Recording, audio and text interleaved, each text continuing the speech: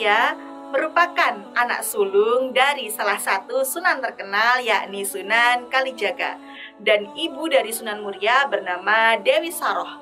Sunan Muria lahir pada tahun 1513 Masehi dengan nama kecil yakni Raden Prawoto. Raden Prawoto tinggal di Gunung Muria sebelah utara kota Kudus, sehingga dari sinilah beliau dinamai atau dijuluki sebagai Sunan Muria. Sunan Muria ini merupakan tokoh yang sangat bersahaja. Sunan Muria memilih hidup dekat dengan rakyat kecil dan tidak mementingkan ketenarannya. Salah satu buktinya yaitu Sunan Muria memilih tempat berdakwah yang jauh dari hiruk-pikuk pusat kota atau memilih gunung sebagai tempat berdakwahnya. Hal inilah yang menyebabkan Sunan Muria dikenal sebagai sunan yang mengajarkan untuk merawat bumi atau melestarikan alam dan lingkungannya. Dalam berdakwah, Sunan Muria mengikuti jejak ayahnya dan merangkul tradisi atau budaya dari masyarakat setempat. Sunan Muria juga tidak melarang masyarakat melakukan tradisi dari nenek moyang asalkan tidak melenceng dari ajaran agama Islam. Sunan Muria juga menyiarkan dakwah melalui seni dan budaya.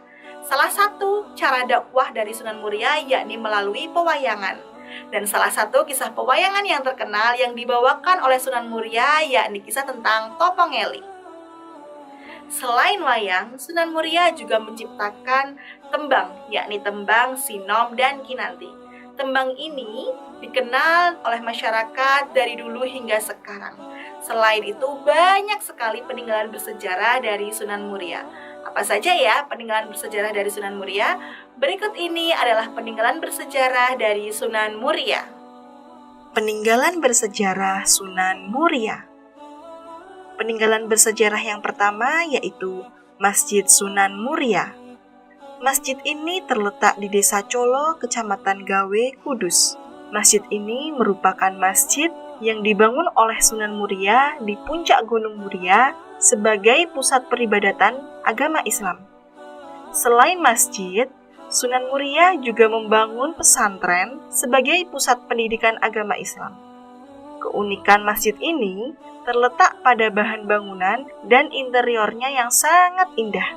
Dan di masjid ini juga Sunan Muria dimakamkan.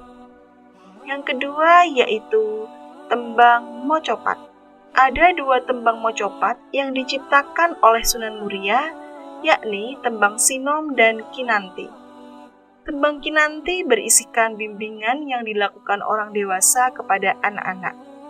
Sedangkan tembang sinom merupakan ajakan meneladani perilaku baik dari Panembahan Senopati.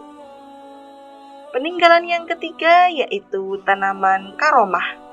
Sunan Muria dikenal sebagai sunan yang merawat bumi dan melestarikan lingkungannya. Salah satu buktinya adalah Sunan Muria bersama masyarakat membudidayakan beberapa tanaman seperti pakis haji dan buah parijoto. Yang keempat yaitu situs air Gentong Keramat. Gentong tersebut dipercaya sebagai peninggalan dari Sunan Muria.